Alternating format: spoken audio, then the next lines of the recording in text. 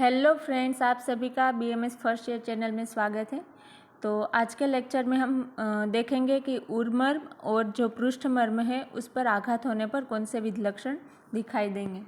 तो उससे पहले मैं आप सबको प्रीवियस लेक्चर में से क्वेश्चन पूछती हूँ, जिसको भी आंसर आए वो कमेंट करके बताना कि कौन से मर्म है जिस पर आघात होने पर पक्षाघात का विध लक्षण दिखाई देगा। मैं आपको हिंट दे देती हूँ, 2 मर्म है ऐसे। अब आपको बताना है कि वो कौन से 2 मर्म हैं। तो चलो आज का लेक्चर स्टार्ट करते हैं। पहला है स्तनमूल। ये उर्मर्म है। उर्मर्म में कौन से आएंगे? स्तनमूल, स्तनरोहित, हृदय, अपलाप और अपस्तंभ। तो उसमें से पहला है स्तनमूल।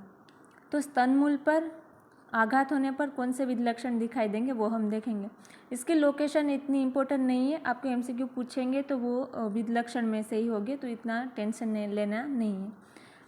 तो स्तनमूल का विध लक्षण है कफ पूर्ण कोष्ठतया कास श्वास, यानी कफ पूर्ण कोष्ठतया, कोष्ठ यानी जो कैविटी होती है वो, उसमें कफ यानी श्लेष्मा का भर जाना, और कास भी हो सकता है और श्वास यानी अस्थमा भी हो सकता है। कास यानी कफ, तो खांसी भी हो सकती है, अस्थमा भी हो सकता है, और जो हमारा जो कैविटी होती है, कोष्ठ होते हैं, उसमें कफ भर जाता है स्तनमूल पर आघात होने पर। दूसरा है स्तनरोहित। तो उसमें क्या बताया गया है? लोहित पूर्ण कोष्ठतया कास श्वास। कास और श्वास दोनों में कॉमन है। अब मैं आपको याद करने की एक हिंट बताती हूँ। यहाँ पे स्तनरोहित, रोहित और लोहित दोनों राइमिंग वर्ड्स लग रहे हैं, तो स्तनरोहित आएगा तो क्या लिखना है? लोहित पूर्ण कोष्ठतया कास श्वास। लोहित पूर्ण, लोहित यानी ब्लड, ब्लड से जो कोष्ठ है वो भर जाएगा, और खांसी भी होगी और अस्थमा भी हो सकता है। तो इसको हम किस में मॉडर्न से कंपेयर करें तो हीमोथोरेक्स भी बोल सकते हैं। फिर तीसरा है हृदय, सद्य एवं मरण। हमने जो वो परिणाम के अनुसार हमने देखे थे, उसमें जो सद्य मरण सद्य प्राणहर मर्म थे, उसमें हृदय आता था। तो अगर हृदय तो सद्य प्राणहर मर्म में ही आ रहा है, तो उस पर आघात होगा तो वही दिखाई देगा ना कि इंसान मर भी सकता है। तो इसलिए यहाँ पे दिखाया गया है विध लक्षण सद्य मरण। फिर है अपलाप। अपलाप पर आघात होने पर क्या दिखाई देगा?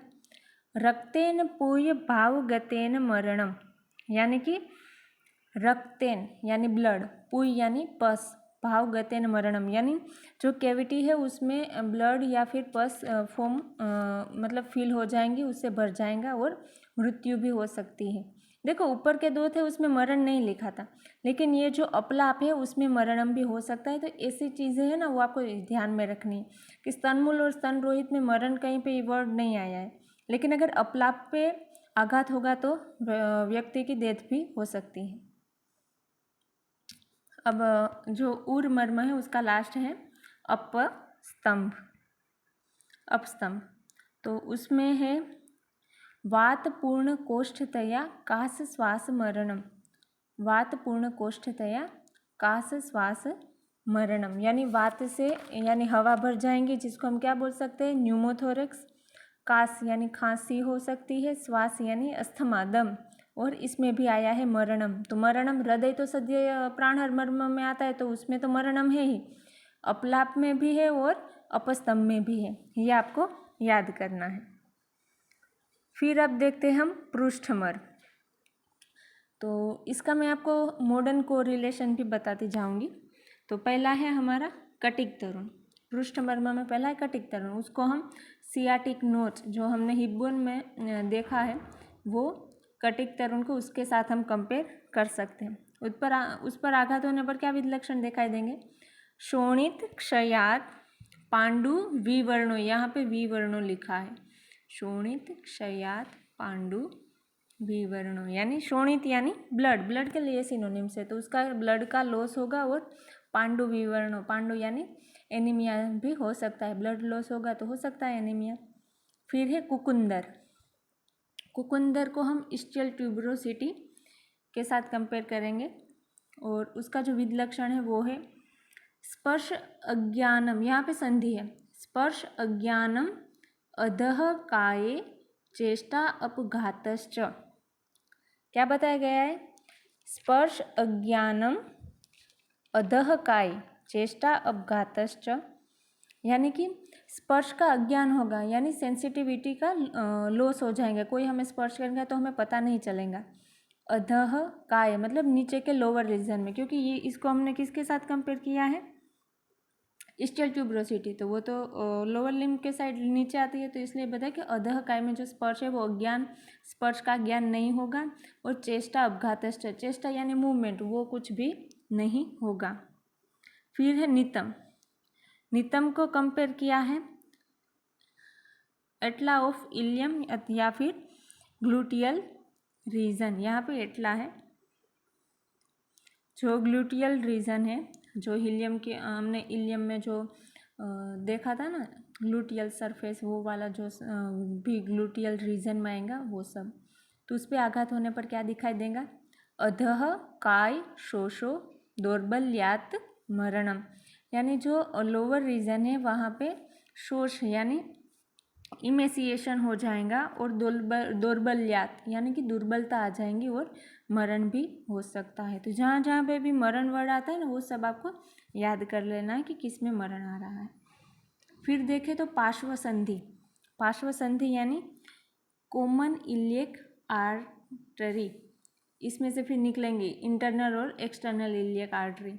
जिसमें से इंटरनल है वो हिप रीजन में जाएंगे, और जो एक्सटर्नल है वो लोअर लिम्ब में जाएंगे। तो ये जो कॉमन इलियक आर्टरी है उसको हम किसके साथ कंपेयर करें? पार्श्व संधि के साथ। अब उस पर आघात होने पर क्या क्या लक्षण दिखाई देंगे? लोहित पूर्ण कोष्ठतया म्रियते, यानी कि लोहित यानी ब्लड से भर जाएगा हीमोथोरेक्स, और म्रियते यानी मर भी सकता है। तो ऐसा हमने आगे उरह मर्म में किस में देखा था? चलो याद करो सब, किस में था? स्तन रोहित में था, हमने देखा था ना लोहित पूर्ण कोष्ठ थे, उसमें कास और श्वास था। यहाँ पे कास श्वास नहीं है, यहाँ पे क्या है? म्रियते यानी मरण भी हो सकता है।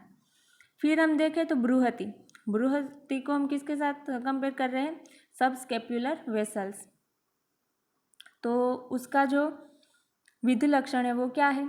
शोणित अति प्रवृत्ति निमित्ते रूप द्रवे, यानी कि शोणित की अति प्रवृत्ति यानी ब्लड लॉस होगा। फिर क्या बताया गया है? ये तो हो गया बृहति का। फिर है अंशफलक। अंशफलक यानी अबो द स्पाइन ऑफ स्केप्युला। स्केप्युला में हमने स्पाइन प्रोसेस देखे थे ना, जो पीछे वाली सरफेस पे होती थी, तो वहाँ डोर्सल सरफेस पे, वहाँ पे क्या है? स्पाइन के जो ऊपर वाला हिस्सा है उसको बोला है अंशफलक। तो उसमें क्या है? बाह्य स्वाप शोषो, यानी जो हमारी बाहु है उसका सुन्न हो जाना, इमेसिएशन आ जाना, उसको हम क्या बोलेंगे? बाह्य स्वाप शोषो, इमेसिएशन हो जाना। फिर है अंश। अंश यानी शोल्डर जॉइंट लिगामेंट। हमारा जो शोल्डर जॉइंट का जिसमें जो भी लिगामेंट पार्टिसिपेट कर रहे हैं उसको हम बोलेंगे अंश। तो उस पर आघात होने पर क्या दिखाई देगा? स्तब्ध बाहुता, यानी जो हमारी बाहु है, हमारे जो भुजाएं है उनका स्तब्ध यानी कि सुन्न हो जाना। तो आई होप कि आप सबको ये समझ में आ गया होगा। और भी नीचे हम ग्रीवा के मर्म भी देख लेते हैं, जिसमें बताया गया है धमनी। धमनी को किसके साथ कंपेयर किया गया है?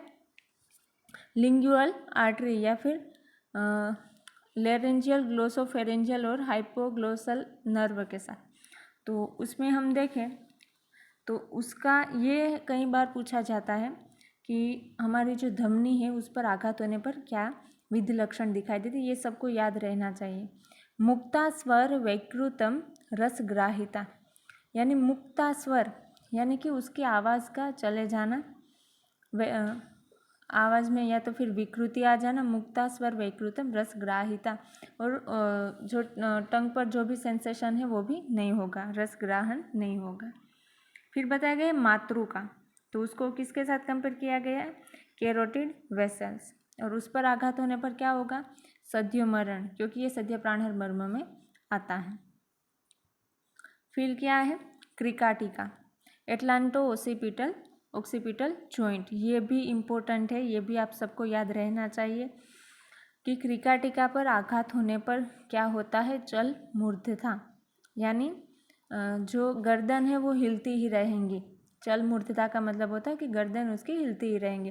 तो चल मूर्धता किसका लक्षण है, किसका है, क्रिकाटिका।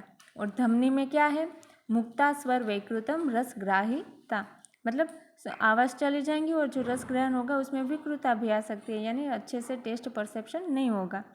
और ये जो मातृका है वो तो सद्य प्राणर्मर्म में आता है, तो उसका लक्षण है सद्यो मरणम। तो आई होप कि आप सबको समझ में आया होगा। और मैंने पहले जो क्वेश्चन पूछा था कि पक्षाघात है वो कौन से मर्म पर आघात होने पर विविध लक्षण दिखाई देता है, वो कमेंट करके बताना उसका आंसर। Thank you.